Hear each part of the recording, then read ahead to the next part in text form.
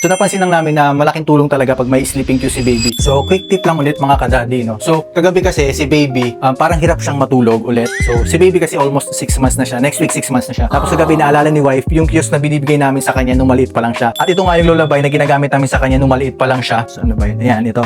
So dito na kasi kami ngayon natutulog. Katabi na namin si baby kasi malaki na siya. So para mas komportable siya matulog dito katabi namin. Ayan, ito. So nagamit ulit namin to.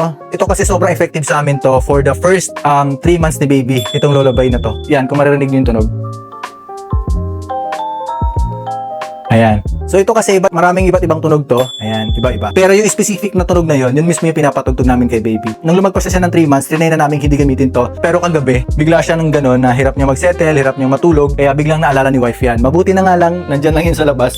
Ayan, katabi nitong pacifier. Madaling nakita ni wife. Kaya yun, siguro mga 10 to 15 minutes lang nakatulog na ulit si baby. So napansin lang namin na malaking tulong talaga pag may sleeping cue si baby. Kasi nga diba, ini-introduce pa lang natin sa kanila yung day and night. Tinutulungan natin sila na magkaroon ng routine. So isa nga yun sa katulong sa amin kagabi. So sana makatulong to sa inyo. Ingat!